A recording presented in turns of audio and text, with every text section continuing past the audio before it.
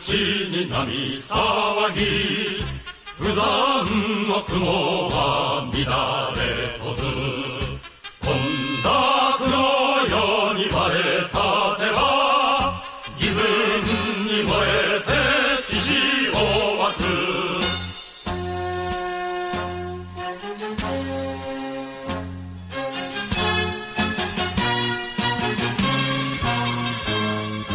検問神におごれども国を憂えるまことなし財閥とにを誇れ Өнөөгийн 14-р Далай лам болон 10-р Ванчин богд хоёул Амдаа нутгаас гаралтай ажээ. Тодорхойлбол Далай лам Дагцэрт Ванчин богд одоогийн Шунхуа Салар үндэстний өөртөө засах Сианд төрсөн байна. Монголчууд Амдааг багтаасан өндөрлөг газрыг Хөхнуур гэж мөхөлдөн нэрлэдэг. Хятад хэлээр Цэнхай гэдэг нь Монголын Хөхнуур гэдэг үгийн шууд орчуулга юм а. Хөхнуурт түрэг язгарын хэлтэй салар ястангууд орших бөгөөд мөн ислам шүтлэгтэй хотонгууд оршин суудаг гэлээ. Тэд бүгд Хятадын коммунист номын бодлогод ихээхэн дургуйцсан эсэргүүцэж байлаа. Хятадын коммунист намын инх тайванч замаар газар шинжлэх хөдөлгөөнийг хэрэгжүүлэхэд ганц төвдөж биш бусад үндэстнүүд нэгдэж зэвсэглэн тэмцсэн юм а. Хятадын засгийн газар төвдүүд голчилсан баруун хойд нутгийн бусад үндэстнүүдийн зэвсэгт бослогыг гажуудуулж Далай ламын өдөөн турхиралт Англи Америкийн империалистуудын Хятад улсыг хаглан бутархах гэсэн овт явуулга мөн энэтхэгийн газар нутгаа өргөгдөх гэсэн балмад санаархал гэх мэтээр нэрлэжээ. Үүнийг Америкт гарсан Хятадын цагаач төвдийн орчин үеийн түүх судлаач Ли Жинглин эсэргүүцэж Ганзын нутаг дахь төвдүүд 1956 онд бослог гарах үедээ тусгаар тогтнох зорилгогүй байжээ. Зөвхөн уламжилт амьдралыг нь хүчээр өөрчлөх гэсэн Хятад удирдагчдыг хөөн зайлуулах ганц зорилго нь байсан юм а гэжээ. Америк хэдийгээр холбооны мөрдөх товчоогоор дамжуулан төвдийн хэрэг явдалд оролцсон боловч Ганзыгийн төвдүүд нь 1956 онд империалист улсууд зэрэг гадаад ертөнцтэй ямар ч холбоогүй байсан ба ямар ч дэмжлэггүй гаднаас бүрэн тусгаарлагдсан байдалтай байжээ.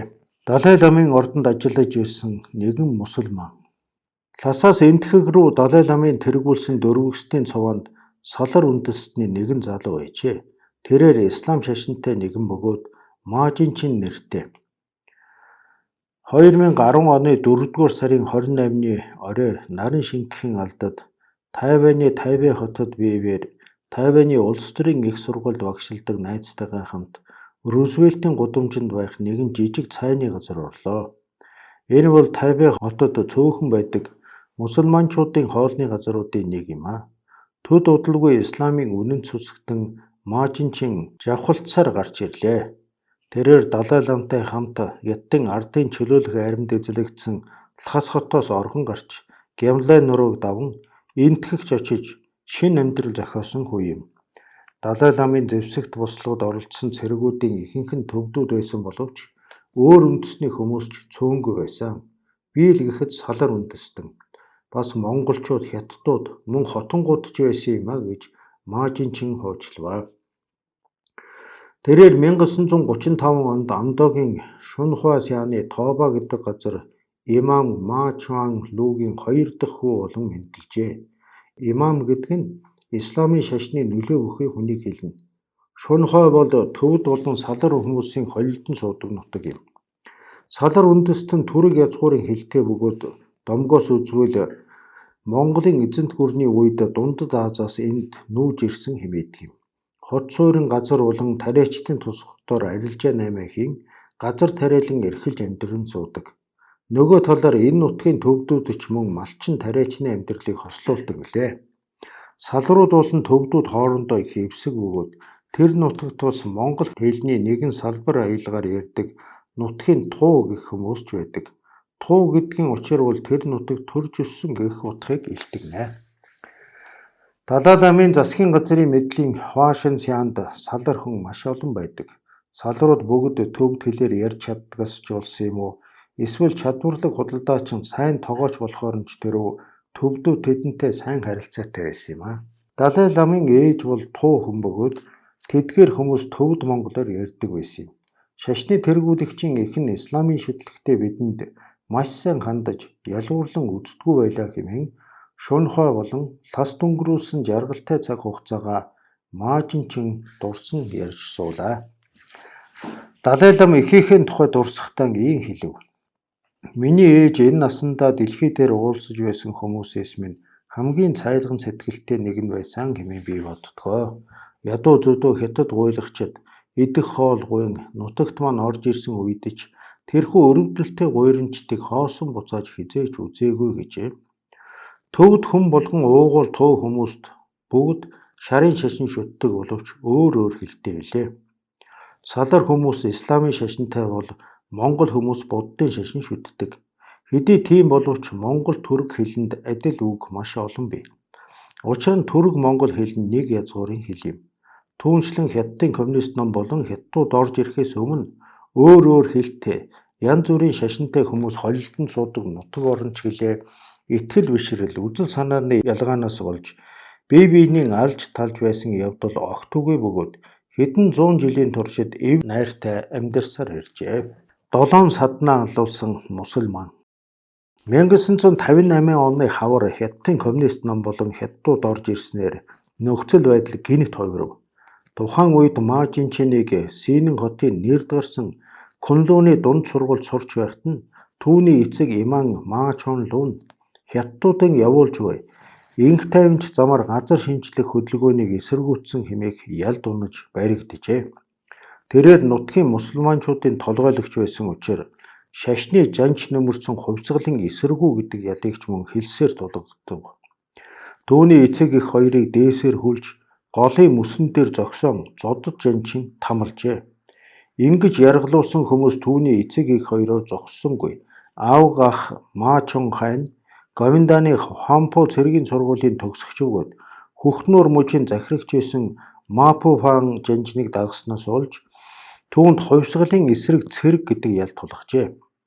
Мапу фан хятадын коммунист намын цэргийг Хөхнөр муж руу оруулахын эсрэг хатуу тэмцэж байсан ба сүүлд нь Тайванд дөрвөн гарсан ажээ.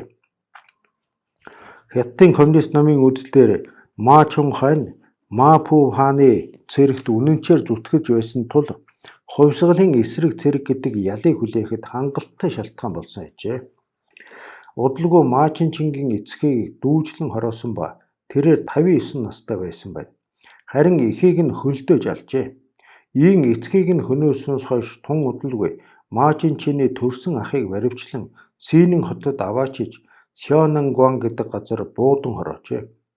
Маачинчин энэхүү жигшүүрт явдлуудын тухай ийн өгүүлв. Хятадууд ард олныг айлган сүрдүүлэхийн тулд хувьсгалын эсэргүү этгээдийн хүү болох ахыг минь буудаж алаад цогцсыг нь 50 өдрийн турш гадаа гудамжинд ил орхиж бусдууд сүрдүүлэг болгож байсан юм а. Ахын цогцсыг ийн хүмүүсийн нүдэнд ил хаяж удаан хугацаанд байлгасныг мэдээд нэг дүүн цогцсыг нь авахар мөнөөх Сёнангван руу явжээ. Гэтэл түүнийг ч мөн баривчлан авч ялт тулган 22 жил шоронд хорихоор шийтгэжээ. Маажинчин цааш өгүүлэхдээ миний аав ээж болон авга ах төрсөн ах зэрэг 7 хүн хятадуудын гарт ам өргөцсөн юм гэлээ.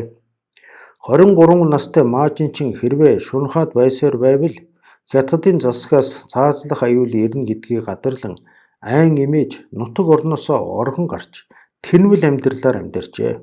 Тэрээр Хөхнөр мужийн томоохон хот болох Синнийг дайран өнгөрч Гансу мужийн төв болох Ланжу хот болон Шанси мужийн Сян зэрэг хот газраар тэнүүчилжээ.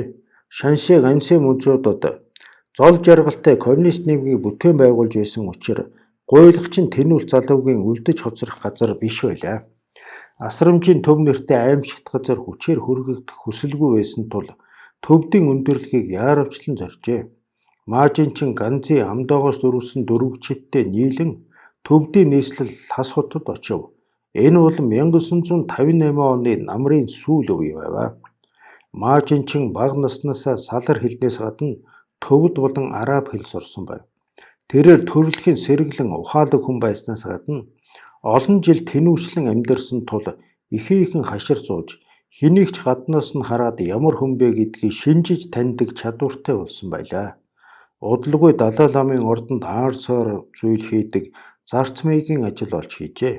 Тухайн үед маш олон салар хүмүүс түүнээс өмнө Далай ламын ордонд ажилладаг байсан бөгөөд тэдгээр элэг нэгтнүүд нь түүнд халуун гараа сунгаж хөлөө олоход нь дэмжин тусалжээ. Хятадын коммунист намаас муслимчуудыг дайсагнан үтсэн шалтгаан. Төвдүүд салрууд нэгэнтээ аж төрөх орон зайгүй болжээ. Цааш тэмцлэн үргэлжлүүлсэн боловч Хятадын засгийн газрын дарангуйлал аллах хядлагын эсрэг тулдах хүч үнэндээ мөхсдөв. Далай ламч энтхэглүүд өрөвлээ. 24 настай цэл залуу Мажинчин Винто буув гартан барин төвдийн дайчидтай мөр зэрэгцэн тулдаж явжээ. Хятадын ардын чөлөөлөх армийн цэргийн суманд оногдон баруун хөлдөө шархтаж цус нь годогдон асгарлаа. Гэсэн ч тэрээр хасах 10 хэмийн хүйтэнд Гямлайн болонд үргэлжлүүлэн тулдсаар байжээ. Мажинчин тухайн цаг үеийг дурсан ярихдаа Далай ламын цэрэг дотор маш олон ислам шашинтай цэргүүд байсан юм. Тэд бол Мапуфангийн морьт цэрэгт алав хааж явсан салар хотончууд бөгөөд энэ үед хүмүүсийн дунд Дивизийн дарга нь Шунхуа нутгийн салар хүн байвал сайн, батальоны дарга нь Хуанлун сайны мусульман хүн бол сайн гэсэн явган яриа байсан юм аа. Мапуфан генерал салар хүний дайчин чадварыг ихэд өндөр үнэлдэг байваа. Мөн 1940-ад оны үед Хинан мужийн Кайфэн хотын дүүрэгт Японы армийн нэгэн морьт цэргийн батальон нь их дайчин эрэмгийн морьт цэргүүтэй таарч байсан гэх бөгөөд тэд бол Мапуфан генералын морьт цэргийн анги байжээ. Мапуфан генералын ислам шашинт морьт цэрэг нь Хятадын баруун хойд нутгаар их алдартай байлаа. 1935 онд Хятадын коммунист намын улаан цэргийн баруун замын анги нь Гансу хөхнүүрээр дамжин Шинжааныг туулан зөвлөлтийн нутаг дэвсгэрт очих төлөвлөгөөтэй байсан боловч Чилэн шань уулын хормой төрхийн алдад Мапуфаны морьт цэрэгтэй тулан хүйс тэмтрүүлжээ. Учир юу гэвэл муслимчууд коммунист улааны аюулыг маш их үзэн ядаж байсан тул тус намын улаан цэргийн баруун замын армийн хэдэн мянган хүнийг устгасан бөгөөд энэ нь өс санах нэгэн шалтгаан болжээ. Ингээд хорсол хилэн ихтэй Хятадын засгийн газраас баруун хойд нутаг дахь муслимчуудыг харгас хэрцгээгээр байнга дарангуйлах хандлагатай болжээ. Мажинчин энтхэгийн зүүн хойд хэсэг дэх Калимбан хотод байх үедээ энтхэгийн сийгэх шашинтай цагдаа түүнийг Хятад хүн ангиж андууран баривчилжээ. Гэвч энтхэгийн ислам шашинтнууд түүнийг шоронд байх хугацаантай ч гэсэн Коран сутраа биенээсээ салгалгүй авч явдаг чин сүсгтэйг нь олж хараад түүнийг элдв арга хэрэглэн шоронгоос авран гаргаж чаджээ. Мажинчин ийн Саудын Арабид түр хорогдож байгаад 1960 оны сүүлээр Тайванд очиж Гоминдан намд элсэж Хятадын ардын чөлөөлөх армийн дайралтын эсрэг угтан байлдах бэлтгэлдээ оржээ. Тэрээр төрсөн нутагтаа эргэж очисон тухайгаа дурсан ярихдаа уг нь манай гэрийн хажууд тоори мод их ургадаг байлаа. Тэдгээрийг миний эцэг их тарьсан бөгөөд ер нь манай тосхны өнгө төрөх Дундад Азийнхны амьдралтай адилхан байсан юм. Тайван болон их газрын Хятад хоёр улсын харилцаа зөөлрсний дараа би 1988 онд нэг л удаа нутагтаа очисон юм аа. Ганц чирхэг тоори мод үлдээгүй бөгөөд нутаг усны маань уугуул дүр төрх ор мөргүй алга болоод эзгүй зэлүүд хоосон хувхай газар болчихсон байлаа. Тосхны таньдаг хүмүүсээс ердөө ганц хоёр хүн амьд үлдсэн байв. Дээдсийн маань үе дамжин үлдээсэн өв хөрөнгө сүйтгэгдэн ойрын 7 садна алдсан эмгэнэлт зовиор дахин сэтэрч би сэтгэл санаагаар маш их унсан. Ийм шалтгаанаас үүдэн Хятадын засгийн газар Хятад хүмүүстэй өш хонзонтой болсон нь ганц төвдүүд ч биш юм аа. Мажинчины нэг насандаа туулсан зовлон баруун хойд нутгийн бүх үндэстэн шашин суртахууны ялгаагүйгээр хамтран ягтарч коммунист үзэлтэй ад чөтгөрүүттэй тулдад тэмцсэн гэдгийг илтгэн харуулдаг юм аа. Бослогын оч. Мажинчины нутгийн саларчууд 1958 оны хавар Хятадын коммунист намын улс төрийн үйл ажиллагааг эсэргүүцсэн хөдөлгөөнийг эрдэмтэд Шунхуагийн хэрэг явдал хэмээн нэрлэдэг юм аа. Шунхуагийн хэрэг явдал нь орчин тойрондоо маш их нөлөөлсөн бөгөөд цааш даамжирсаар дараа жилийн хавар гэхэд Далай ламын энэтхэг рүү дөрвөх шалтгаан болсон гэж үздэг юм аа. Маажин чиний эцэг зэрэг 7 саданг цаазлах үед Хятадын коммунист ном нь бослогоос сэргийлэх гэсэн нэрийн дор хөхнөр мужийн бүх буддын сүмдөх өндөр мяндагтай лам хуврагуудыг цуглуулan хорж тэднийг алавдан улс төрд суралцуулжээ. Энэхүү үйл ажиллагаа нь төвд салар хүмүүсийн дургуутслыг маш ихээр төрүүлж улмаар шунхаад нийтийг хамарсан зэвсэгт бослог гаргахад хүргэжээ. Түүнчлэн 1952 оны хувь салхи мэт хамгийн бужигнуулж эхэлсэн энх тайванч замаар газар шинжлэх хөдөлгөөн болон түүний балмад үйлдэлд дургуутсан олонний хилэн хорсол байнга өсөн нэмэгдэж хуримтлагдсаар байжээ. 1958 оны 4-р сарын 17-ны өдөр төвдүүд Хятадын коммунист намын ажлын багийг үлдэн хөөж хоорондоо харилцах аппарат хэрэгслүүдийг нь эвдэж холбоог нь тасалсан байна. 24-ний өдөр 4,000 орчим ислам шашинт салрууд Сианы засаг захиргааны төвийг тойрон бүсэлж эсэргүүцэл үзүүлжээ. Хятадын ардын чөлөөлөх айрам үүнийг хувьсгалын эсрэг бослог хэмээн нэрлэж 25-ны өдөр гэхэд 2 хороо цэргийг босгочдыг устгуулахаар томилон илгээжээ. Ард түмний эсэргүүцсэн шалтгаан асуудлыг шалган тодруулгүйгээр шууд устган хорооно гэдэг бол Хятадын коммунист намын шилдэг арга билээ. Ердөө 4 цагийн дотор 435 босгочийг газар дээр нь өчиггүй буудан хороож 2499 хүнийг баривчлан авчээ. Түүний дотор 1581 салар хүн, 537 төвд хүн, 343 хотон хүн, 38 хятад хүн байсан байна. Эдгээр тоо баримтаас маш тодорхой нэг зүйл харагдаж байгаа нь коммунист үзлийн эсрэг үндэстэн шашин хамаарахгүй тэмцсэн явдал байлаа. Алан хядлага дууссаны дараа Хятадын коммунист намаас бослогод оролцсон аль шашны мяндагтан хэрэгэмтэн хүмүүсээс нэгийг ч тавьж явуулалгүй бүх насаар нь шоронд хорих хатуу тушаал гаргажээ. Ингээд төвдийн буддын шашны лам нар болоод исламын шашны муллаа нарт эцсээ хүртэл тэмцэх ганцхан сонголтоос өөр зүйл үлдсэнгүй. Исламын нөлөөт удирдагч байсан эцгийн алдсан Маажин чинч мөн хувь тавилангаан эдлэн төвдийн шашны ариун газар болох Лхас хотыг зорин иржээ. Үндэснээр нь хомроглон устгасан явдлын тоо баримтыг дурдах нь. Хятадын судлаач Ли Жинлин Хятадын коммунист намын хөнөөсөн хүмүүсийн тоо баримтыг дэлгэж нотлон харуулжээ. Бүгд найрамдах Хятад ард улсын байгуулсан засаг захиргааны нэгж болох хөхнөр мужийн нийт нутаг дэвсгэрийн 97% нь Амдо нутаг билээ. Хятадууд Амдо нутгийг Хайнан, Хунян, Хайбэ, Гуулу, Юушуу зэрэг төвд үндэсний өөртөө засах жөөд хуваажээ. 1957 онд хөхнөр мужийн төвд амын тоо нийт 513,415 байжээ. 1967 онд тус тоо буурч 422,662 болжээ. Ли Чинлин Хятадын засгийн газрын албан ёсны тоо баримтыг үндэслэн зохист хэмжээнээс хамгийн багадаа л гэхэд 90,000 хүн алагдсан байх тооцоо гаргажээ. Хэдийгээр Амдогийн хүн амын талаарх нарийн тоо баримт гар дээр нь байхгүй ч гэсэн Гуулу, Юушуу гэх 2 жөөгийн хүн амын бүртгэл байна. Тэр дундаа Гуулугийн хүн амын талаар ингэж тэмдэглэсэн байдаг. 1956 оны үед хүн ам нь 56,747 байжээ. Бослогыг дарсан болон бусад шалтгаанаас үүдэн 1958 он гэхэд 54,660 болж зорчээ. Хамгийн энгийнээр тооцоход бослогыг дарсан үйл хэрэгээс шалтгаалan 2087 хүн үгүй болжээ. Үүнээс гадна бас тоо баримтууд байна. Хятадын тоо бүртгэлийн албан ёсны мэдээг иш татсан учраас үүнийг нотлогоо гэж үзэх юм аа.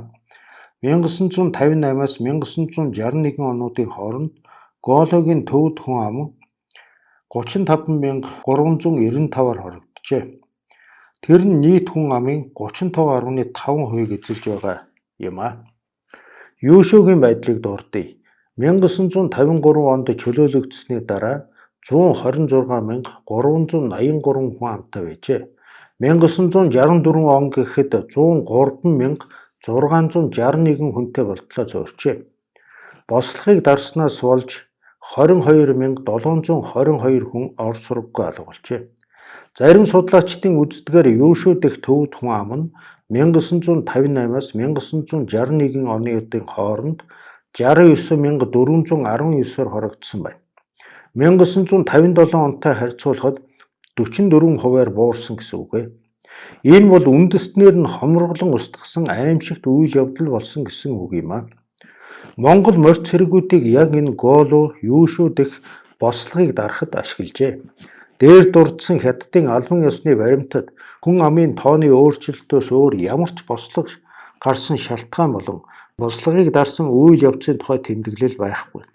Түүхийг тэмдэглэж үлдээгүйг нь аллах хядлагаас дутхааргүй маш том нүгэл хилэнц бөгөөд соёлын устгал мөн юм аа. Зохиогчийн зүгээс дахин хэлэхэд Далай ламын баримтлалаар Камба болон Амдо цаашлбал Цянтан үе зам бол төвдийн уугуул нутаг юм. Харин Хятадын засгийн газар социализмын өөрчлөлтийн хөдөлгөөн гэдэг газар нутгийн шинэчлэлийн үед 1955 оны 7 сарын 30-ны өдөр Камба, Амдо хоёр мужийг тасдан Сичуан, Хөхнөр, Юньян, Гансу зэрэг мужуудад тус тус хувирлжээ. Харин төвдүүдийн өвөг дээдсийн эрт үеэс аж төрсөн энэхүү нутгийг төвдийн өөртөө зас хооронд нэгтгэлгүй. Харин хүн амын дийлэнхийг нь хятадууд эзэлдэг мужуудад хуваан өгсөн нь хятадуудын үеэс үед уламжилж ирсэн хуваан захирах үзэл санааг хэрэгжүүлсэн хэрэг юм аа. Үнэн дээр коммунист үзэл гэдэг зөвхөн баг төдий зүйл бөгөөд үнэн хэрэгтээ хятадуудын түүхэн дэх альж төрөөс илүү харгас хэрцгий дангаар эзэрхийлэх систем юм аа. 3. Бүгд найрамдах Хятад ард улсын дээвэр дор амьдрах тавилан. Дарангуйлагчдын гар дах цус цэлэм дээр өргөгдөж, даруй бууж ирснээс нь Залхай хааны сэтгэл гэлгалзан, хүн төрлөختөн дахин гуниг зовлон дунаж, хүмүн бусын өдөөсөн дайнаас цусны үнэр хангалан. Александр Сергеевич Пушкин, Хааны ордны дурсамж. Далай лам 1959 оны 3 дугаар сарын 31-ний өдөр шашин соёл нэг энтгэхт зугтаан очиж өнөөдрийг хүртэл тус оронд сууж байна. Харин банчин богд хятадтай хамт нэг насаа өнгөрөөхөөс өөр аргагүй болжээ. Хорт сум харгуулсан хувилгаан багш. Далай лам төвдөөс дөрвсний дараахан буюу 2-7 хоногийн хойно 4 сарын 10-ны өдөр Жова унлаа хэмээх хятад эр банчин ламыг уран зоог барихдаа тун алдартай нэгэн үгийг хэлжээ. Ойрын үед төвдийн босгочид эх орноосоо урвж гадаадын империалистуудтай сүлбэлдэж урвагч дээрэмчидтэй нийлэн эх орны бүрэн бүтэн байдлыг хаглан бутархахыг оролдож үндэсний эв нэгдлийг задраасан зэвсэгт туслаг гаргажээ. Энэхүү цөөн тооны урвагч хулгайчдын үйл ажиллагаа нь төвдийн 1,200,000 иргэдийн эрх ашгаар зогсохгүй цаашлаад бүх улсын ард түмэн үндэстэн бүрийн хамтын ажиллагаанд тэрсэлсэн учраас лавтай бутад цохигдсон устгагдана. Хятадын ардын чөлөөлөх айрам энэ босгогчдын үйл ажиллагааг ерөнхийдөө нухчин дарсан юм а. Төвдийн ард түмэн харгас хэрцгий харанхуй боолчлын системээс чөлөөлөгдөх эрхтэй. Банчин лам бослохыг дарсны дараа харгас хэрцгий боолчлоос чөлөөлөгдсөн төвд нутагтаа буцан иржээ. Тэрээр Хөхнөр төвдөр аялж яваад Гансу мужийн коммунист намын нарийн бичгийн дарга Ван Фэн, Хөхнөр мужийн коммунист намын нарийн бичгийн дарга Ван Жо, Хөхнөр мужийн дарга Йоннерийн Юанаас тухайн үеийн нөхцөл байдлыг сонсож төвдийн хүнд хүчээр байдлыг ойлгожээ. 1962 оны 5 дугаар сарын 18-ны өдөр банчин лам хятадын засгийн газарт хүндэт Жова унлаа сайдаар дамжуулан төвийн захиргаанд өргөх бичиг. Төвд орон болон төвд үндэстний оршин суудаг бусад нутгийн ард түмний зовлон зүдгүүр ирээдүйн ажлын талаарх санал зөвлөмж гэдэг маш их хичээнгүйлэн бичсэн мэдүүлгийг өргөн барьжээ. Хэдэн 10 хуудас үргэлжилсэн уурт мэдүүлэг нь 7 төмөн үсгийн бичиг хэмээн алдаршжээ. Инэрэнгүй хятадын агуу их удирдагч энэхүү өргөдөл бичигтээ танилцсны дараа ихэд хэлэгнэн тэр даруй банчин ламыг баривчилжээ. Түүний өргөсөн бичигч агуу их хятадын коммунист нам өндөр боловсрол соёлт ард түмлүү харамсан хорт сум болжээ гэвэ. Ингэж бүгд найрамдах Хятад ард улсын иргэшээлд орсон нутгаанд сахиж үлдсэн төвд удирдагчдыг улс төрийн тайзнаас хөөн буулгав. 1966 оны соёлын хувьсгалын үед Банчин Эрдэнэ ламыг Бээжингийн соёлд боловсон хүмүүс хүчээр хүний ялгадас амандан чихэн зодод нүдэж удаан хугацаагаар тамлан зовоожээ. Энэ бол Далай ламын хамт оргон зүхтаалгүй Хятадд үлдсэн хариуных нь төлөөс юм. Урт хугацааны турш нас барсан гэж цуурдаг байсан Банчин лам 1978 онд олонний өмнө гарч ирлээ. Гэтэл энэ үеийн Банчин Эрдэнэийг Ирээчэдтэй хувилгаан лам гэж хэлэх аргагүй болсон бөгөөд Хятад эхнэртэй тэрээр эгэл тариачнаас ялгарх зүйлгүй болжээ. Төвдийн шарын шашны сүсэгтнүүд энэхүү бодит доромж байдлыг хүлээн авахаас өөр аргагүй боллоо. Харин Хятадууд үүнийг маш давилуун биеийн тоосон байдлаар Европын дундад зууны үеэс ч илүү харанхуйд амьдарч байсан төвдийн боолуудыг социалист нийгэм өөд татаж гэрэлт нартай золгуулсан хэмээн хэлжээ. 1989 оны 1-р сарын 28-ны өдөр Банчин лам Хятадын засгийн газрын эвдэн цуйтгсан өөрийн өмнөх бүх дөрүүдийн суврагуудыг сэлбэн засах зорилгоор удаан хугацаанд очоогүй байсан төвдийн өөртөө засах орны Дашлан Пэдэд хүрээд удалгүй тэндээ нас баржээ. Одоо хүртэл төвдүүд түүнийг нууцаар хорлсон гэдэгт эргэлздэггүй юм аа. Шашин бол хар тамхи гэж үздэг ямар ч итгэл бишрэлгүй сүсэггүй Хятадууд Банчин Эрдэнэийг нас барсны дараа түүний дараагийн дүрийг тодруулаагүй. Харин 1995 оны 5 дугаар сард Далай лам Гиндэн Чойжил Нима хэмээх 6 настай төвд хүүг Банчин Эрдэнэний хойд дүр хэмээн тодруулжээ. Үүнээс болж Жанзимэн тэргүүтээ Хятадын эрх баригчид ихэд хилэгнэж Жанцан норов гэдэг хүүхдийг шинээр Банчин лам хэмээн сонгож Далай ламын тодруулсан хүүхдийг хулгайлан авснаар Гиндэн Чойжил Нима хэмээх хүү ор сургаггүй алга болжээ.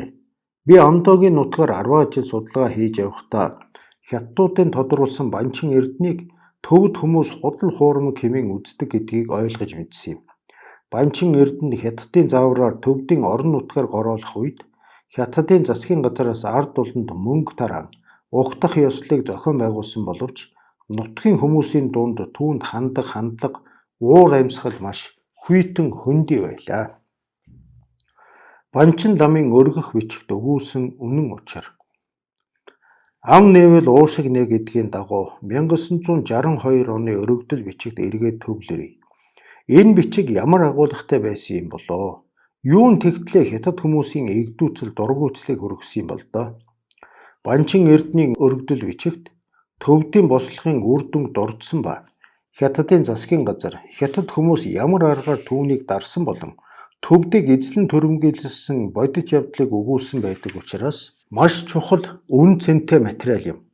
Энэ олон зүйлээс ганц нэгийг нь сонгож өгүүлье. Банчин лам өргөдлөө бидний төвд орон Хятадын коммунист нам Мао Зэдүний туяан дор 1951 онд эрх чөлөөгөө олжээ. Гадаадын империалистийн хагас колониулах аюулаас мултарч эх улсынхан халуун өвөрт буцаж ирлээ хэмээн эхэлжээ. Эх улсаас төвдөд цөмрөн орсон Хятадын залхуу, лойвирчин, хулгайч, танхайчудаас бүрдсэн итгэвхтэн этгээдүүдийг олж тэднийг итгэвхтнүүд бол ядуу зүдүү ард түмний төлөөлөл мөн гэж хөөргөн тэднийг элэг нэгт төвдүүдтэй тэмцэлдүүлжээ. Цусар залхай, муу аргаараа мэрэгдсэн Хятад хүмүүс өөрийн гараа цусаар узарлахгүй тулд итгэвхтнүүдээр хуучин нийгэмдэх дарлуул дормжлуулж байсан үүх дүүхийг нь яриулан феодал эзний ялт үйл ажиллагаануудыг нь илчилжээ. Банчин лам бодит жигшмээр жишээнүүдийг өгүүлсэн байна. Бослогийг дарах үйл явц анх зандран загнах, нударганы амт үзүүлэх, өшөглөх зэрэг гэмтэл үйлдэлүүдээр ард түмний дээрээс нүмрэн орж иржээ. Хүмүүс модон бороохой, төмөр турбаагаар зодуулан цус алдаж, яс мөч нь хугарснаас болж нас барсан хэрэгүүд энэ тэндгүй тасралтгүй гарч байгаа. Хамгийн гашуун үнэн гэвэл Банчин ламын судалгаа нь Хятадын засгийн газрын албан тэмдэглэл болох Ганзей дэх төвдийн өөртөө засах Жоовугийн ардчилсан өөрчлөлтийн түүхэнд өгүүлсэнтэй ижилхэн байсан явдал юм.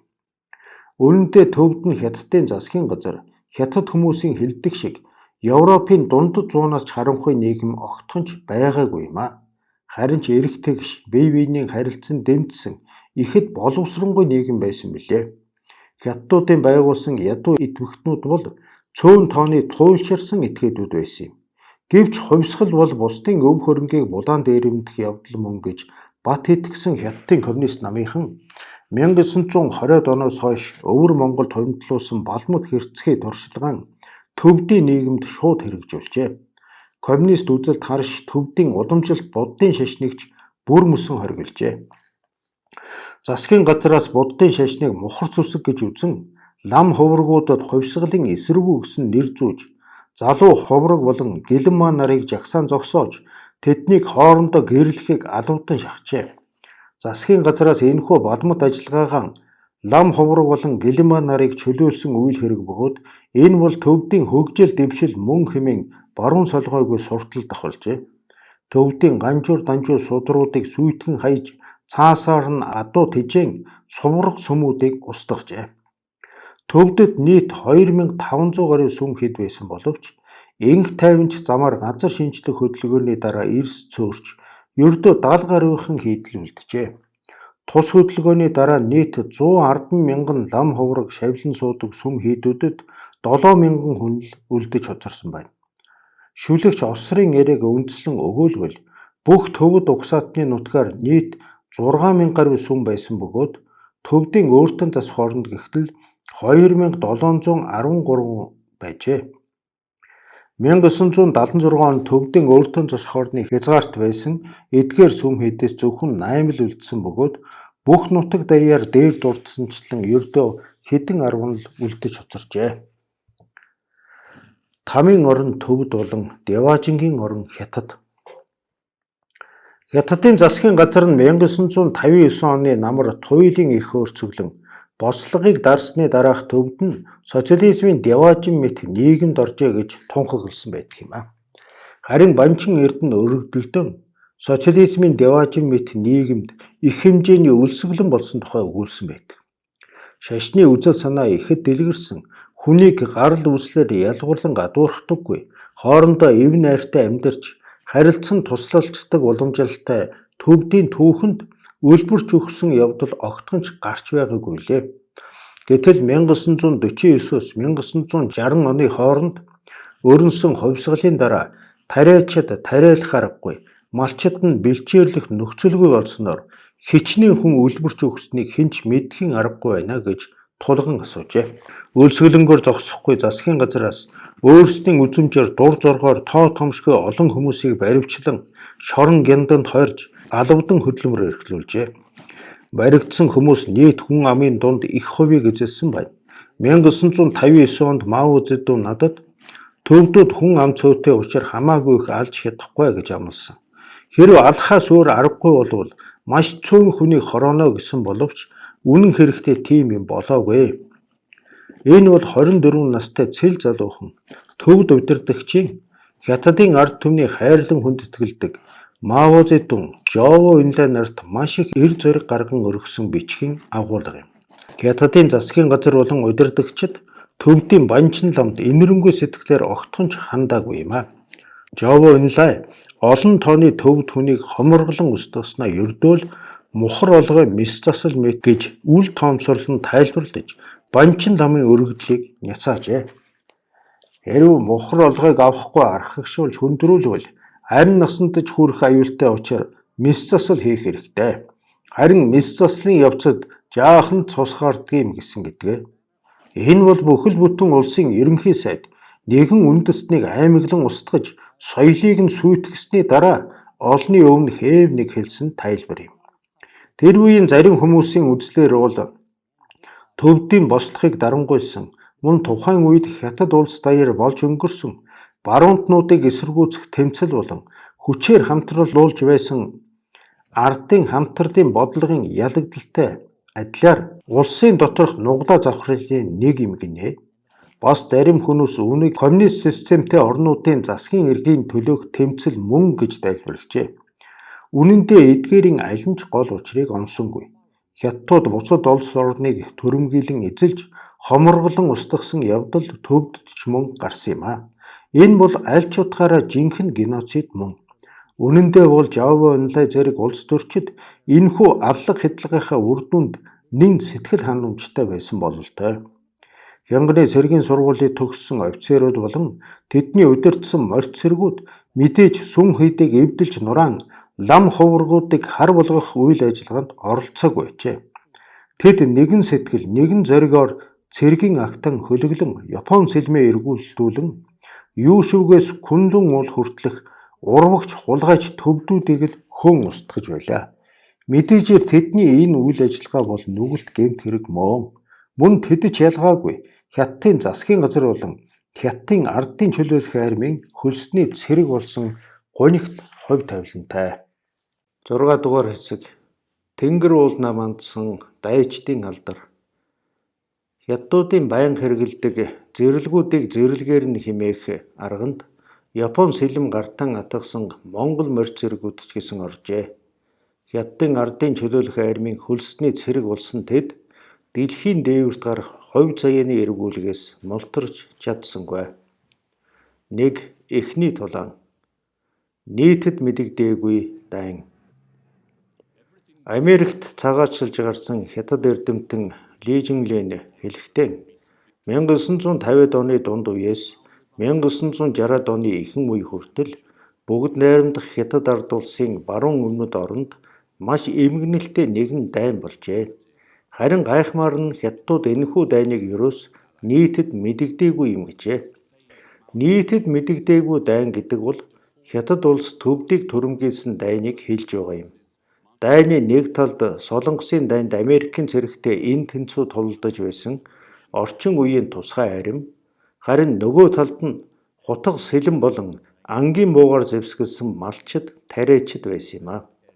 Тухайн үед Хятадд нийт 12 цэргийн тойрог байсны 8 нь энэхүү дайнд оролцжээ. Тэр дунд явган, агаарын, хуягт зэрэг механикжуулсан анги нэгтгэлүүд, морьт цэргүүд оролцож тэр бүхэл химийн зэвсгийг хүртэл хэрэгэлсэн байдаг юм а. Хятадын түрэмгид цэргийн тоо нийт 235 мянгад хүрч байв. Харин төвдийн талаас алагдаж шархагдсан болон олзлогдсон хүн нийт 347 мянга болсон юм а. Ли Жинглэний бичснээр бол төвдийг түрэмгийлсэн дайн нь Хятадуудын нийтэд мэдэгдээгүй дайн юм. Иймээс Хятадын талд идүүгээ хүртэл энэ талаар хийсэн судалгаа бараг алгаа. 2008 онд хэвлэгдсэн төвдийг чөлөөлсөн түүхэд тэмдэглэснийг үзвэл 1958 оноос 1961 оны хооронд босдгыг дарах ажиллагааны явцад буудан алсан буюу олзлогдсон дайснууд нийт 23 мянга байсныг Хятадын ардын чөлөөлөх армиас 1551 хүн нас барсан гэж мэдэгджээ. Энэ нь Ли Жинглэний судалгаанаас маш их зөрүүтэй байна. Европын дундад зуунаас ч харанхуй байсан боолын нийгмийг буцаахж боолуудыг чөлөөлсөн. Хятад улс энэхүү дайныг шударга ёсны төлөөх дайн хэмээн өмгөөлөн хэлдэг юм а. Үнэн дээр бол яг үүний эсрэг байсан юм. Төвдүүд хязээж Хятадууд руу дайрч алж талж байгаагүй. Харин өөрийн их нутагтаа Хятад хүмүүсийн түрэмгийлэлд өртөн аимшигтайгаар тамлуулж алуулсан юм а. Юуны учир ийм хүний ёсноос гажсан дайн үүссэн юм болоо?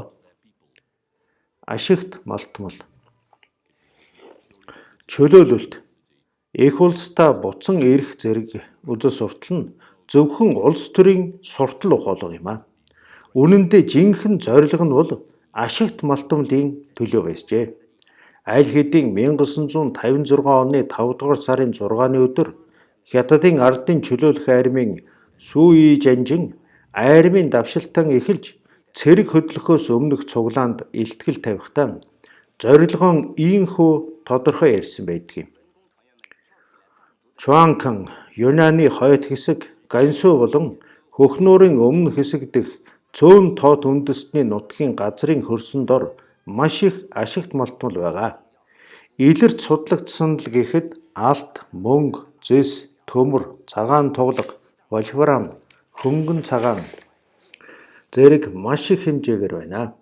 Хятадын эдийн засаг газар зүйн байршлаар авч үзвэл ашигт малтмалын ихэнх нөөц нь тэдгээр цөөн тоот ард түмний нутгаар оршино.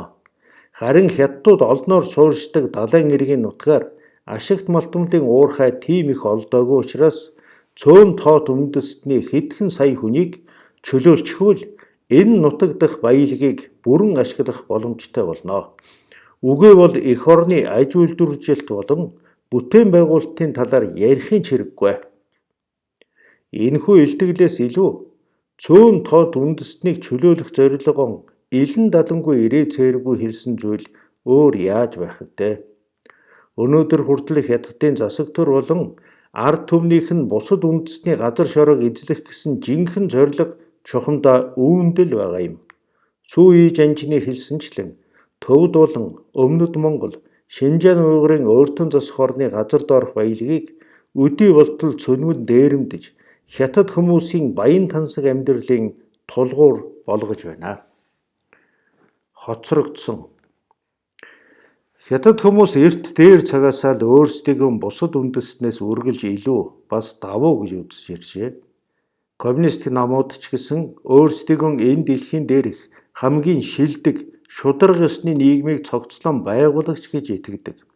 Ийхүү өөрсдийгөө бусдаас давуу хэмээх хоёр үзэл нийлсэний дараа тэд бодол санаандаа маш их хөөрөн баясаж, өөрсдийгөө хэрээс хэтрүүлэн үнэлж, сүүлдээ тэр нь бүр мухар сүсгийн хэмжээнд очиж, өөрсдийгөө бүр юу ч хийсэн болно гэж бодох болжээ. Хятадуудын нүдээр бол цөөн тоот үндэстэн гэдэг нь хоцрогдсон, зэрлэг бүдүүлэг гэсэн үгийн бүрэн илэрхийлэл болжээ. Тийм учраас Хятадууд давшингүй соёл, системийн бусад үндэстэнд хүчээр нэвтрүүлэх гэж зүтгэдэг байна. Тэд энэхүү албадлагын бузар үйл ажиллагаагаа боолчлоос чөлөөлж, энх тайван замаар ардчилсан өөрчлөлт хийн хэмээн зулгуйддаг юм а. Хятадын энэхүү үндэсний онолыг нь дахин задлан шинжилье. Ингэх нь бидэнд тухайн үеийн төвдийг түрэмгийлсэн улс төр, суртал ухуулахын ард байсан үзэл санаа болон өнөөгийн хань бус үндэстнүүдэд явуулж байгаа колоничлолын бодлого олон улсын харилцаанд хүртэл хэрэгжүүлж буй Хятадын жанжлах бодлогын бодит үйл ажиллагаанаас тус улсын засгийн газар Хятадуудын мөн чанарыг танин мэдэхэд тус болно. Хань үндэстний эргэн тойрны бүх үндэстнийг дотор нь англин хувааж тайлбарласан бөгөөд үүндээ марксист формацийн онолыг овжин ашиглажээ. Энэ онолд хүн төрлөختөн хувийн нэгдлээс боолын нийгэмд орж, цааш феодалын нийгэмд шилжин, түүнээс дэвшин хөрөнгөтөн нийгэмд ороод хамгийн сүүлд мөрөөдөл болсон социалист нийгэмд ахидаг байна. Өнөөгийн байдлаас үүнийг эргэн харахад үнэхээр зүү зэрэглээ мэт байсан ба хоосон онол гэдэг нь тодорхой байна. Гэвч эртэг дээр үеэсэн хань үндэстэн болон зэрлэгүүд гэж нарийн хуваадаг Хятадуудын үзэлд Марксийн хий хоосон бодол маш оновчтой тохирсон юм а. Учир нь энэ онолоор хань үндэстэн болон зэрлэгүүдийг дисдараалуулан ангилахад их тохирсон байжээ. Угтаан марксист формацийн онол нь Европын цагаан арснаас үүдэлтэй. Европын хүчирхэг үндэстнүүдийн өмнө толгойгон өндийлгэж цэгч харж чаддаггүй дорой Хятад хүмүүс ичхүүртэйгээр барууны онолд сөгдөн мөргөж дуулууртай боолын ёсоор суралцжээ. Хятадууд коммунизмын үзэл санааг цааш лавшруулан дараах байдлаар хөгжүүлжээ. Энэ бол Хятадын цөөн тоот үндэстний онолын суурийг тавьсан Ливэ хааны сургаал юм а. Ливэ хаан цөөн тоот үндэстнүүдийг бараг 600 мянга гаруй хүмүүс нэм балар эртний нийгмийн сүүлчийн үе шатанд амьдарч байна гэжээ. Энд түүний өгүүлж буй цөөн тоот үндэстэн гэдэг нь төвдийн Кам нутагтай залгаа орших Юньан болон Тайваны уугуул иргэдийг хэлж байгаа юм. Цаашлаа цөөн тоот үндэстний дунд хүн амын дийлэн хувийг эзэлж буй Төвд Монгол үндэстэн нь феодалын нийгмийн шатанд байгаа юм а. Ялангуяа Төвд балар харанхуй байснаас гадна туйлын харгас хэрцгий бөгөөд боолын нийгэмтэй, феодалын засагтай, Төвдийн энэ нийгэм нь феодалын засаг, сүм хийд, язгууртан гэсэн ноёлогч, гурван ноёлогч ангийн мүлжлэг дор буй. Энэ бол дээрх Ливэ хааны онол билээ. Ливэ хаан цааш задлан тайлбарлахдаа угтаан бол Хятад бус үндэстнүүд хань үндэстнээс хоцорсон балар эртний боолын нийгэмтэй нь гол асуудал биш байлаа. Гэвч империалистууд гар дүрснээс болж их улсын бүрэн бүтэн байдалд аюул занал учирчээ гэжээ.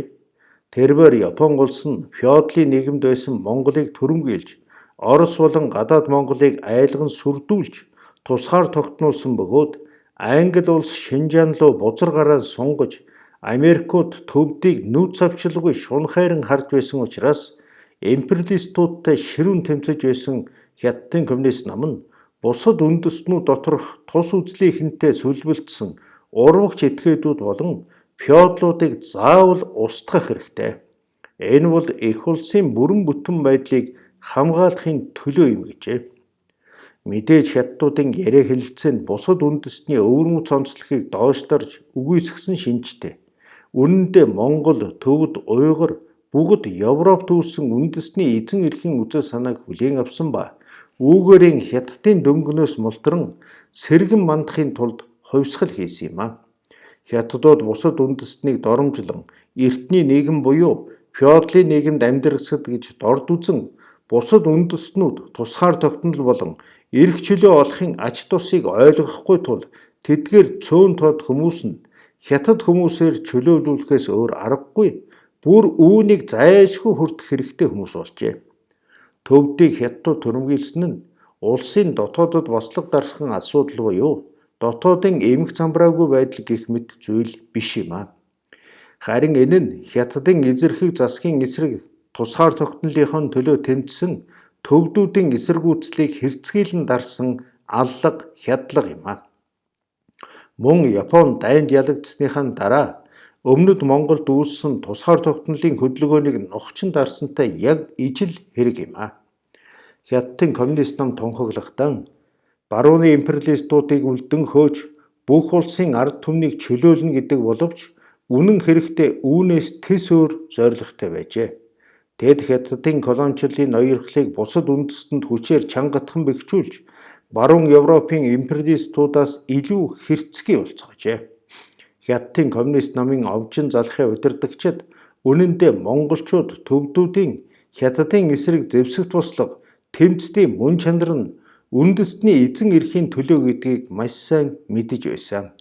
Ийм учраас Монгол төвдийн хооронд яс хаяж, эвдрэлцүүлэн тулдуулж, өөрсдөө дундаас нь ашиг олох гэсэн хорон бодлого боловсруулдаг юм а.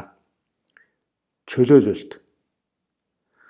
Тэд хэдийгээр шударга ёсны төлөө гэж хичнээн сурталдавч төвд хүмүүс хятадуудыг үргэлж ад үзэж ирсэн юм а.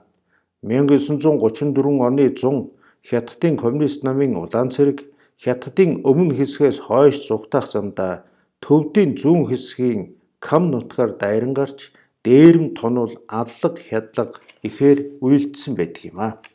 Энэ нь төвдүүдийн хувьд хар дарсан зүүд мэт аимшигтай дурсамж болон үлдэжээ. Цаг хугацаа урсан өнгөрч Хятадууд ялсан баатрын дүрээр 1950 онд дахин төвд цөмрөн инх тайван замаар газар шинжлэх хөдөлгөөнийг хэрэгжүүлэхийг санаарсан боловч төвдүүд бууж өгсөнгүй. Тухайн үеийн Хятадууд эзэн эрх өөртөө засах гихчийг нэн хүчтэй уриалж өөртөө засах аргыг заахаар ирсэн гэж ятгах байсан бөгөөд энэ нь бодиттой болж хэрэгжсэн цагт бид даруй өөрийн улстай буцна гэж хэмээж байжээ. Хятадууд туслан дэмжих нэрээр мөнгө зоос тарааж төвд хүмүүс мөнгө авахар ирэх үед нууцаар эдгээр хүмүүсийн ангийн байдлыг бүртгэн авч бүгдийг нь дансалжээ. Түүний дараа бүртгэсэн хүмүүсийн өөрийн хүмүүс болон дайсан анги гэж хоёр хуваав. Ингэж Хятадын засгийн газар өөрт хэрэгтэй төвд идэвхтнүүдийг олж авчээ. Хуваан ангилах ажилч маш үр дүнтэй, урагштай, хурдан явагдаж байсан юм а. Энэ бол төвдийн орон нутагт шударга ёсны хувьсгалыг оруулах анхны тулаан байлаа. 2.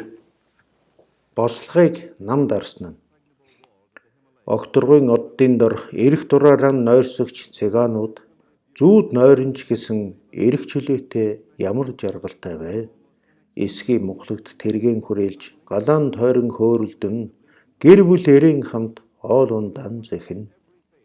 Пушкин цыгаанууд шүлгээс. Монгол морьт цэргүүдийн энэхүү дайнд орсон тухай өгүүлэхээс өмнө Ли Чэнлиний судалгаа болон Хятадын засгийн газрын баримт тэмдэглэлийг үндэслэн бослого болон төвшөтгөх бүхий л явцуудыг танилцуулъя. Ангийн буугаар агаарын цэрэгтэй тулалдсан нь. Бослого нь Далай ламаар толгойлуулсан дээд зандааны этгээдүүдийн эсэргүү бүлгээс эхлэн аажмаар өргөжж бусад орон нутагт тархсан юм а. Хятадын ардын чөлөөлөх арим арваган эрхэнд хувьсгалын эсэргүү хүчнийг төвшөтгөжээ. Энэ бол Хятадын засгийн газрын албан ёсны тайлбар юм. Нөгөө талаас Ли Жинглиний судалгаанаас үзвэл төвдийн зэвсэгт бослох нь тус орны зүүн хэсэг дэх Ганзей нутагт анх эхэлжээ. Тэр бол 1956 оны 2 дугаар сарын 15-ны өдрийн хэрэг явдал билээ. Үүний дараа бослого Туймэр мэт газар авч баруун хойд нутгийн Амдоо болон баруун хэсэгт байдаг нийслэл Лхасыг хамарчээ. 2 жилийн дараа буюу 1958 оны хавар Кам болон Амдоо нь бүхэлдээ дайны нөхцөл байдалтай болжээ. Босогчид голдуу төвдүүд байсан ба улмаар ислам шашинтай салрууд хэсэг монголчууд босдохыг дэмжин дайнд оролцжээ. Яг тэр үед Монголын морь цэргийн анги хороод Өвөр Монголын Өөртөн засах орны нутгаас хөдөлж 1958 оны 7 дугаар сарын 28-ны өдөр Юушүүгийн Чүншүүхөө голыг гаталж Канатан тал нутагт анхны тулаандаа оржээ. Төвдийн тэмцэгчид бослого өдөөснөөс хойш удалгүй Хятадын засгийн газар агаарын дайралт ихээр хийжээ. Энэ бол Далай ламын сонорт хүрсэн Литэн сүмийн бөмбөгдөлт юм. Хятадын нисэх хүчний алсын зам бөмбөгдөгч онгоц нь Хятадын агаарын цэргийн тусгай 4-р хороонд харьяалагддаг юм а. Хятадын коммунист ном Батлан хамгаалах зөвлөл ихэд яаравчлан энэхүү нууц зэвсгэн хэрэгжилжээ. 3-р сарын 29-ны үдээс өмнө 2 ширхэг туу 4 бөмбөгдөгч онгоц Шанши мужийн Өөг-үний онгоцны буудлаас хөөрч Чинглиний нурууг даван Сичуаны хотгор дээгүүр өнгөрч Литэн сүмд 250 кг-ийн жинтэй бөмбөг хаяжээ. Бух хэмээн алдарсан туу 4 нь Сталины зөвлөлтүүдээс Маод өгсөн бэлэг юм. Тухайн үед Хятадын зэвсэгт хүчинд ердөө 10 ширхэг ийм онгоц байдаг байжээ. Социализмын том ах баг төвдөө өгсөн орчин үеийн зэвсэг болон бөмбөгдөгч онгоцыг үнэндээ Солонгосын хойгт Америкийн империалистуудтай тулдах үед хэрэглэх ёстой байсан юм. Гэтэл Хятадууд Оросуудын өгнөөс зөрөн энэ зэвсгээ хоцронгуй төвдийг устгахад хэрэгжилжээ. Литэн сүмийг газрын хөрснөөс тэгшилж тэнд байсан лам нарыг цөмийг нь устгажээ. Гэтэл дээр өгүүлсэнчлэн Жоо Энлай энтгэгт байхдаа Далай ламд уруугч этгээдэд бүслэгдсэн Хятадын ардын чөлөөлөх айрамд хоол хүнс хүргэсэн гэж хэлжээ. Ийм бөмбөгдсөн явдлаа хоол хүнс хүргэсэн гэж ичих нүргүй худал ярьсан гэжээ. Төвдүүд арц уугуулан биеэн ариутгаад бурхандаа мөргөн даатгасны дараа ангийн буу сэлмэн барин түрэмгийлэгч хятадуудыг тосон байлджээ. Төрөл бүрийн ажил эрхэлж байсан төвдүүд эрэм хөгшөд хүүхэдгүй бүгд бослоход оролцлоо. Гэхдээ тэдний ихэнх нь эгэл жирийн тариачид малчид байсан юм а. Учир нь дарга ноёд дээд анги нь энэ тэмцлээс өмнө бослохоос сэргийлэх нэрийн дор хятадуудад баривчлагдсан шоронд хоригдсон байсан байна. Хэн ялах нь дайн эхлэх үед л нэгэнд тодорхой болсон байлаа. Орчин үеийн айран болон гартан ангийн буу барьсан цайлган сэтгэлд бурхан шашны сүсгтнүүдийн хоорондох тулааныг үнэндээ тулаан гэж хэлэхэд хэцүү юм. Ялалт байгуулсан хятадууд алагдсан босогчдын хувцсыг тайлан олон хүмүүсийн нүдэн дээр нүцгэлэн хайжээ. Энэ нь бусад хүмүүсийг айлган сүрдүүлэхийн тулд хийсэн үйлдэл байлаа. Олзолгодогсдыг 5-10-аар нь зэрэгцүүлэн нэг игнээ болгон дээсээр хүлж туун явжээ. Хятадын шоронд орсон эрчүүд сураггүй болж дахин хизээч их нутагтаа хараагүй юм. Эр нөхөр эцгийн алдсан эмэгтэйчүүд болон хүүхдүүдэд үндэсний хувцас өмсөхийг хориглож албаар бийдэн таарахгүй загвар хийц муутай үзэмч муухай хятад хувцас хүндрийг хүчээр өмсгчээ. Хэдэн зууны турш газар усаан төвдөр нэрлэж ирсэн нь борооны дараах мөөг шиг хун шин буюу улаан од Гуангмин буюу Гэгэ, Шанхфан буюу Манлай, Цянжин буюу Урагшаа зэрэг ардын хамтарлуудын хятад нэрсээр гэнэт солигдов. Ингэж соёлт боловсон хятадуудаас бүрдсэн давшингүй хөгжлийн төлөөсөн намын хятадын засаг хятад хүмүүс төвдийг ингэж л чөлөөлжээ. Төвдүүд дундад зууны Европоос харанхуй нийгмээс шууд олон үндэстний жаргалтай гэр бүлийн гишүүн болжээ. Сүрийг үзүүлж сүнсийг зайлуулсан. Дээр өгүүлсэнчлэн орчин үеийн агаарын десант дайралтын олон тооны төвд хүнийг алж устгажээ. Жандасан гэгч нэгэн хятад хүн хятадын агаарын цэргийн тулааны талаар энэхүү дуртатгалдаа олон нийтэд ил болгосон юм. Дор түүний дуртатгалаас багахан хэсгийг оруулав. Хөхнөр мужийн төвдүүд тайван босуулж бослог гаргахаар төлөвлөж байв. Үүнийг олж мэдсэн хятадын ардын чөлөөлөх арим энэ тэргуунд айлган сүрдүүлэх арга хэмжээ авчээ. Нэгэн өдөр төвдийн өндөр мэндэгтэй олон ховрог хойлгаад мянгатын дарга зэрэг эрх мэдэл бүхий 100 гаруй хүмүүсийг алавдан Синэн хотын онгоцны буудалд авчирч тэдэнд Байлдааны онгоцны сургуультыг харуулжээ. Бид онгоцны буудал дээр 20 хэдэн торох дүүрэн шатхууныг бай болгон тавьсан юм а. Манай Байлдааны онгоц 1000 м өндөрөөс шумбан дайрч дүүрэн шатхуунтай торхнуудыг шөрсөнд шатхуун хоромхон зур дэлбэрч гал тэнгэр тултал дээгдэв. Үүнтэй залгаад агаарын цэргийн 25 дугаар дивизийн Туу 2 Байлдааны онгоц 600 м-т хөөрч 250 кг хүнд бөмбөг хаяв. Ингэхэд тэдгээр гайхлуул тун их цочирдож хятадын ардын чөлөөлөх айран бол Тэнгэрийн цэрэг хэмээн дуу нэгтэй хашгирч эхлэв. Тэдний зарим нь айн балбагнаас болж өмдөндөө тусаажээ. Хүмүүс бүгдээр хятадын коммунист ном Төм насалт тугай, Мао удирдагч Төм насалт тугай хэмээн орилж байв. Жандасан мэтийн агаарын цэргийн дарга офицер төвд хүмүүсийг доромжилж гутааж байгаагаа нууж хаалгүйгээр ингэж ил тод харуулва. Иймэрхүү хэлбэртэй гутаанд доромжилсан хэрэг одоо ч гэсэн хятадын интернет сүлжээнд ил цагаан тавигдж байгаа нь үнэхээр бусармаг явдал юм а. Энэ нь хятадууд төвд мэтийн цөөн тод үндэстнийг урт хугацааны туршид дарангуйлан дарлаж байгаа гэдгээ ухаарахгүй байгааг гэрчилж буй юм а. Ийм хятадуудад өөрийгөө таньж мэдэх чадвар дутмаг учраас дэлхийн ертөнцтэй эрэх тэгш харилцах холбоог нь тасалжээ.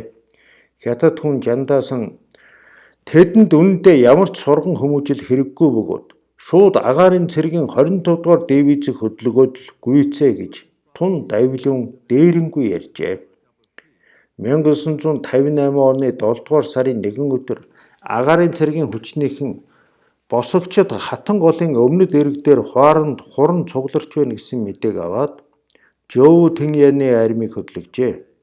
Чиншүүхөө гол орчмын тал нутгаар нийт 1000 гаруй майхан банаг байгаа нь илрв. Тэдгээр цагаан хар өнгийн банагуудын дунд нэгэн онцгой том банаг байсан бөгөөд магадгүй тэр нь дээрэмчдийн хурлын байр зөвлөдөөний газар байгаа бололтой. Жөв Тэньяны Туу 2 хэмээгч бөмбөгдөж онгоц нэг талаараа бууж өгөхийг шаардсан ухуулах хуудас цадсан боловч тэрхүү том банаг руу пулемотоор шүршжээ. Ингэж Жандасан зэргийн хүмүүс дотрон босогчд гэдэг бол энгийн малчд хэмээн мэдэж байсан хэдий ч тэдэнд ямар ч энерги сэтгэл үзүүлэлгүй хөнөн устгажээ. Гэхдээ үгүй тэд бол малчд биш. Асуудлын гол нь үүнд байгаа юм бишээ. Тэд зөвхөн төвд хүн бол босогч хэмээн ойлгож байснаас гадна өчиггүйгээр алж хорох хэрэгтэй гэж үзэж байгаа. Хятад улсын оршин тогтнож байгаа нь хүн төрлөختний хувьд гайхамшиг юм а. 1959 оны 3 дугаар сарын сүүлээр Далай лама Лхасаас зугтан гарчээ. Түүнийг зугтаж гарсны дараа агаарын дайралт мөн л үргэлжилсээр байв. Хятадын агаарын цэрэг Шанси мужийн Линтүн сяаны нутагт бэлтгэл хийсний дараа хатан голын өмнөх эрэг рүү нисэн дайралт хийдэг байв. 6 дугаар сарын 20-ны өдөр удирдах төвөөс манай бөмбөгдөгч онгоцуудыг тагнаад очиж тагнуул хийхээс гадна илэрсэн объектыг устгах тушаал өгөв. Тэр нь хатан голын эрэг дээрх нэгэн жижиг сумын төв байлаа.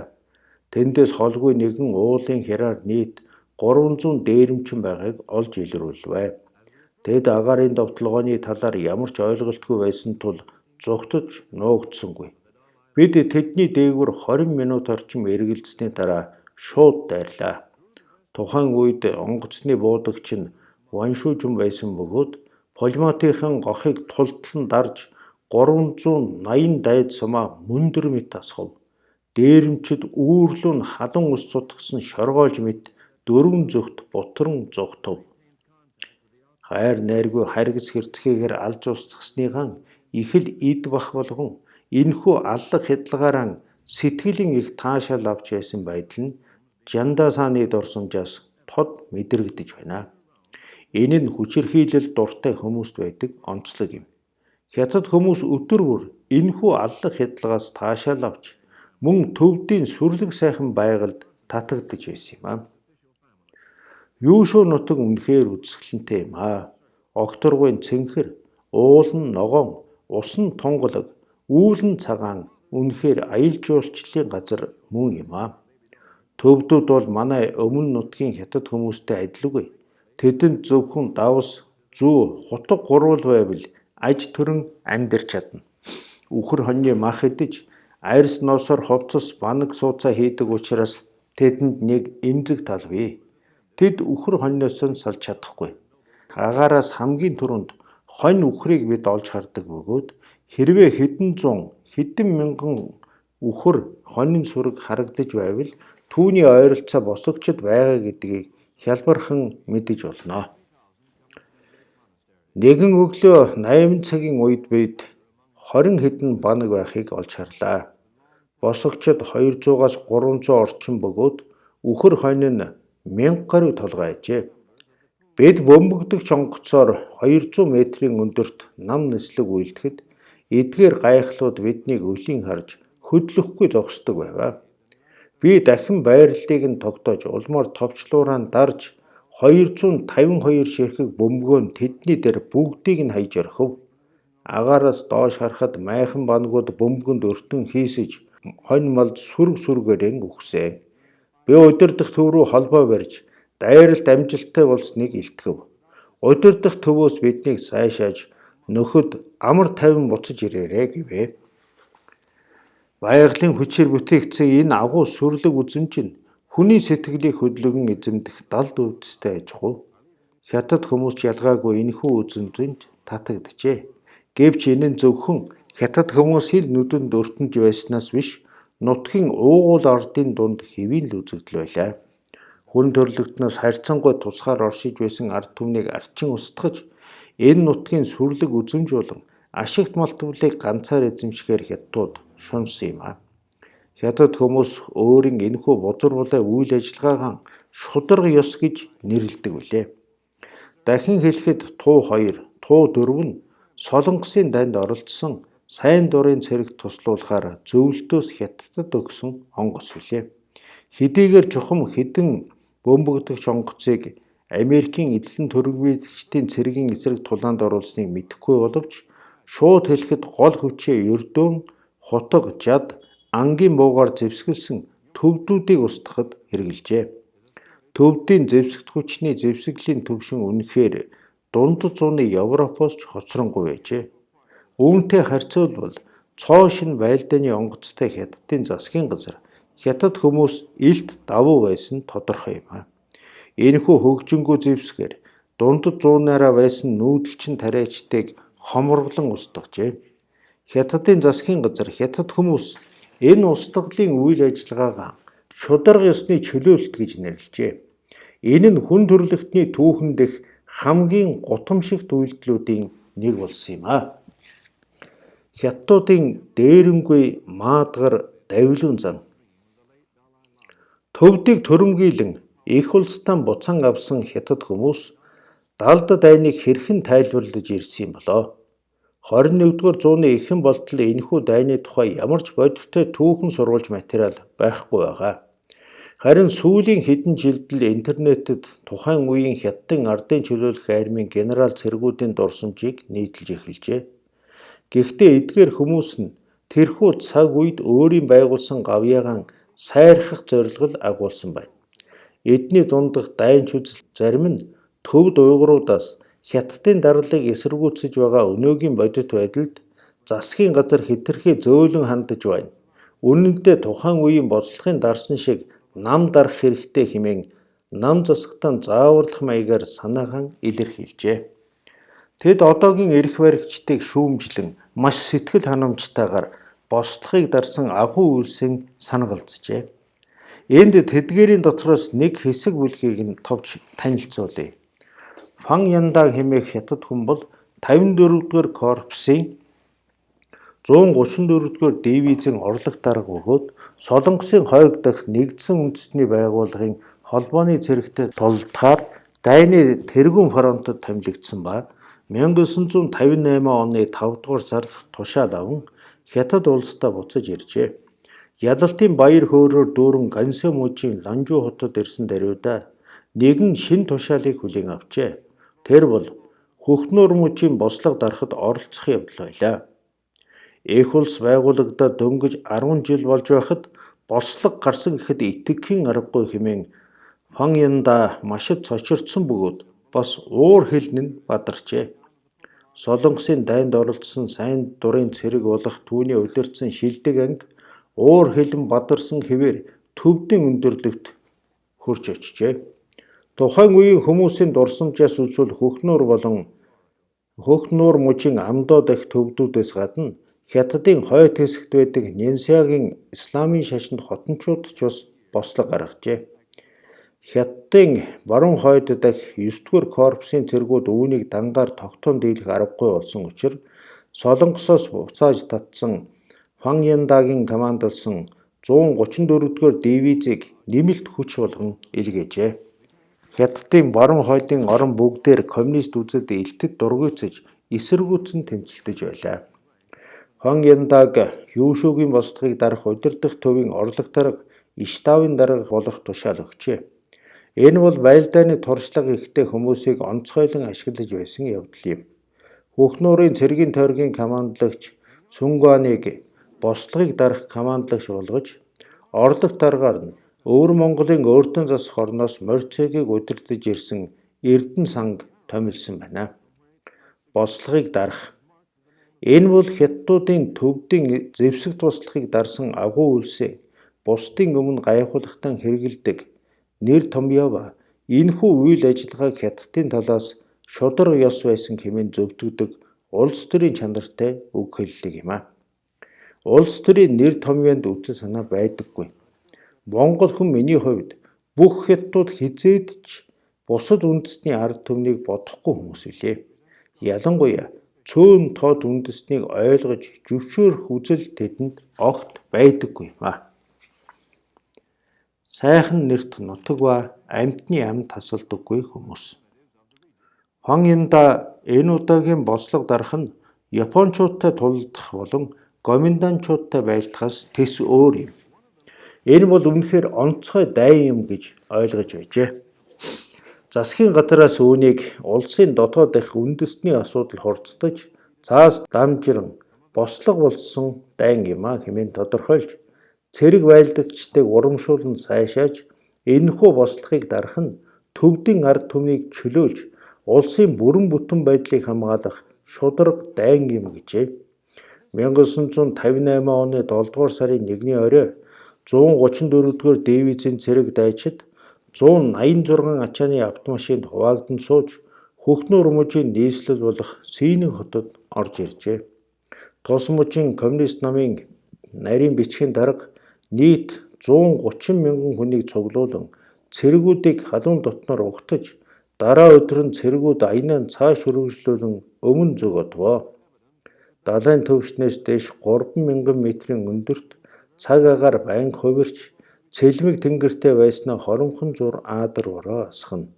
Цэргүүд уулын сүрд дарагдан санаан зоргоор тулдаж чадахгүй байваа. Хамгийн анхны тулаан зугнаавад болжээ. Энэхүү төвд үгийн утга нь эр сарлагын эвэр гэсэн үг юм. Тус газар эгц хадаар тойрон хүрээлэгдсэн цэрэг дайны стратегийн ихээхэн чухал ач холбогдолтой нутаг юм а. Хятадууд үүнийг Хуашишиа гэдэг байжээ. Тэд төвдийн нутагт маш сайхан нэр өгсөн боловч ард түмэнд нь туйлын инэрлгүй хандан цус дарангуйлал үйлдсэн юм а. Фон Янда энэхүү тулааны тухай ингэж хэлсэн байдаг юм. Тэдний цэрэг маш дайчин, зоригтой хийгээд тэрэн дундаа лам нар нь тун өндөр зохион байгуулалт, сэтгэл зүйн өндөр бэлтгэлтэй, баялдааны ур чадвар сайтай байдаг юм.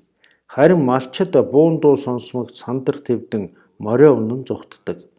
Сүмийн бат бөх ханны цаана нуугдсан хувраг дайчид хамгийн хэцүү дайснууд юм а. Миний тушаалаар хэдэн зуун жилийн түүхтэй сүмийг бөмбөгдсөн. Хэдий түүнийг хятад үндэсний үнэт өв соёл гэж хайрлаж байсан ч дээрэмчид энд нуугдаж байсан учраас устгахаас өөр аргагүй байлаа. Би хятадын армийн цэрэг учир эх орон юу ч даалгасан бай үнэнчээр биелүүлэх учиртай. Би өөрийн биеэр удирдан 4 сүмийг төвөөсөн. Урдаар салан бөмбөгддөг ба дараа нь дайран ордог байлаа. Төвдийн бурхны шашныг мянган жил мухар сүсэг сохор улаагаар шүтсэн лам нар үхээс огт айдаггүй. Маш дайчин бөгөөд гартан уртчаад сэлэн барин улайран толддог юм а. Гэхдээ төвдүүд амьтны ам хороодоггүй учраас хулан зэрэг зэрлэг амьтад олон тоогоор бэлчиж байдаг байлаа. Тиймээс бид идэх хоолгүй үедээ хулан буудаж хоол хүнс залгуулдаг байваа. Энэ бол хятадын ардын чөлөөлөх армийн цэргийн анги нэгтгэлийн орлог таргын үг үлээ. Дэлхийн хамгийн хүчирхэг Америк улсын армитай Солонгосын хойгт энэ тэнцүү байлдсан орчин үеийн хятадын цэрэг гартан уртчаад сэлэн барьсан зэрлэг лам хоёрын хооронд үүссэн шударга ёсны дайн байсан юм. Шарын сасны сүмхийд нь хятадын үндэсний өв соёл биш, харин төвд үндэсний өвөрмөц өв соёл юм а. Сүмхийдээс цуурайт уншлах нь хүмүүсийн сэтгэлийг тайтгаруулж зол жаргалтай байх уур амьсгалыг бий болгодог ажээ. Тэдний уншлаг ном эндхэхээс гаралтай бөгөөд энэ нь хүн төрлөختний нийтлэг өв соёл юм а. Гүн ухаан судлах, уншлаг ном уншихыг амьдралынхан утга учир болгосон төвд болон аллах хядлагыг гол зорилго болгосон хятад хоёрын аль нь илүү зэрлэг вэ? Мэдээж энэхүү түүхэн гайхамшигт аллах хядлаганд өртсөн үйл хэрэг нь ганц төвдүүдээр тогтохгүй. Тал нутагт олон зуун жил амгалан бэлчиж байсан хулангийн сүргээгч дайран өнгөрлөө. Япон сэлэн магсан морь цэргийн 2 хороо хятад хүмүүсийн нэрлэдгээр Хуашишиагийн сүмийг бүслэн дайрах байлдаанд оролцжээ. Энэ талаар дараа дэлгэрэнгүй өгүүлнэ.